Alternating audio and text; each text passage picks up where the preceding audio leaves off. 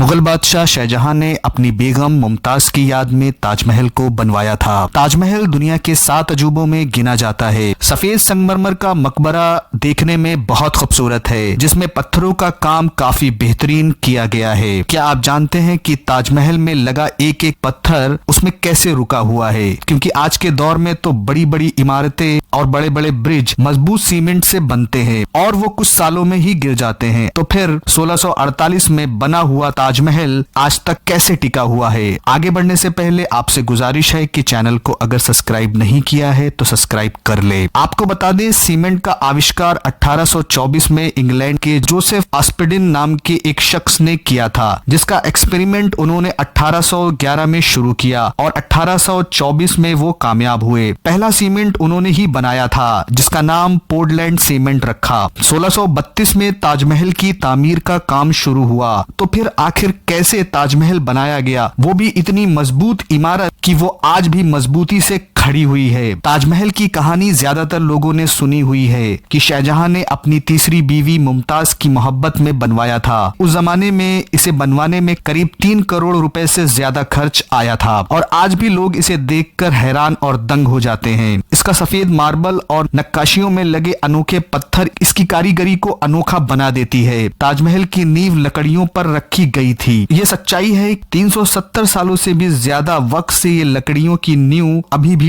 टिकी हुई है। इस लकड़ी की नींव में सबसे बड़ा रोल यमुना नदी का है। सारा खेल आबनूस के पेड़ की लकड़ियों का है। ये आबनूस की लकड़ी पत्थर की तरह होती है और जो आम लकड़ियों की तरह पानी में तैरती नहीं बल्कि डूब जाती है। इन लकड़ियों की खासियत यह है, इसमें दीमक नहीं लगती और इस लकड़ी में 30-40% की नमी बनी रहे। आबनूस की लकड़ी कभी खराब नहीं होती। ताजमहल की नींव में ये लकड़ियों के लगे होने की वजह से और यमुना के पानी की नमी पहुंचती रहती है। यही वजह है कि लकड़ियां पत्थर से भी ज्यादा मजबूती से जमी हुई हैं। इसलिए ताजमहल अभी तक टिका हुआ है, क्योंकि इसके किनारे यमुना नदी बह रही है। जिस दिन यमुना नदी का पानी सूख जाएगा, नमी में गिरावट आ जाएगी, तो फिर ताजमहल गिर जाएगा। जैसा कि हमने आपको बताया कि सीमेंट की खोज 1824 में हुई और ताजमहल का काम 1632 में शुरू हुआ, यानी करीब 194 साल पहले। तो फिर कैसे चिपकाए गए थे संगमरमर के पत्थर? आजकल मार्बल को चिपकाने के लिए कई तरीके मौजूद हैं, जिसके जरिए संगमरमर के पत्थर को चिपकाया जाता है। हालांकि उस वक्त पत्थरों को चिपकाने के लिए खास तरह का मटेरियल तैयार किया जाता था और ऐसा नहीं है कि सिर्फ ताजमहल में संगमरमर का इस्तेमाल किया गया था। उसके कंस्ट्रक्शन में बहुत सारे छोटे छोटे पत्थर और कुछ बेशकीमती अल्ट्रा रेयर स्टोन पत्थर भी ताजमहल को बनाने में इस्तेमाल किए गए थे। एक रिसर्च से पता चला है कि ताजमहल के लिए एक अलग सा घोल बनाया गया था, जिसका नाम सारूज था। ये घोल चिकनी मिट्टी से बनाया गया था। इसके अलावा इसमें गुड़,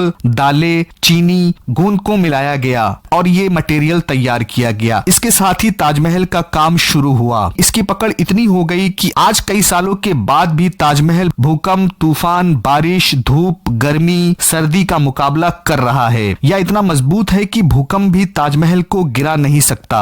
इस खूबसूरत इमारत की इंजीनियरिंग मुगल काल का एक बेहतरीन नमूना है। ताजमहल के चारों तरफ बनी हुई चारों मीनारें सीधी नहीं हैं। ऐसा जानबूझकर किया गया था। उन मीनारों को थोड़ा सा झुका दिया गया ताकि अगर भूकंप आए तो चारों मीनारें मेन बिल्डिंग से दूर जाकर गिरे। भूकंप के सारे झटके मेन बिल्डिंग तक पहुंचने से पहले ही इन मीनारों में ऑब्जर्व हो जाए और इस तरह मेन बिल्डिंग को कोई नुकसान नहीं होगा और वो बच जाएगी। आपको बता दें, ताजमहल की चारों मीनारें कुतुब मीनार से भी ऊंची हैं। इस इमारत को बनाने में करीब 22,000 मजदूरों ने दिन रात काम करके और पूरे 22 साल में इसको बनाकर तैयार किया। इसमें बड़े बड़े पत्थरों को ढोने के लिए 1000 से भी ज्यादा हाथियों का इस्तेमाल किया गया था, जो बड़े बड़े पत्थरों को ढोने के लिए सफेद संगमरमर राजस्थान के मकराना से लाया करते थे और कुछ पत्थर चाइना से भी मंगवाए गए और कुछ अफगानिस्तान से भी आए। इन पत्थरों को हाथियों पर लाद कर आगरा लाया जाता था। 1857 की क्रांति के दौरान अंग्रेजों ने ताजमहल को काफी नुकसान पहुंचाया था। उन्होंने कीमती कीमती हीरो को ताजमहल की दीवारों से खोदकर निकाल लिया और इंग्लैंड लेकर चले गए। ताजमहल अपने पत्थरों की वजह से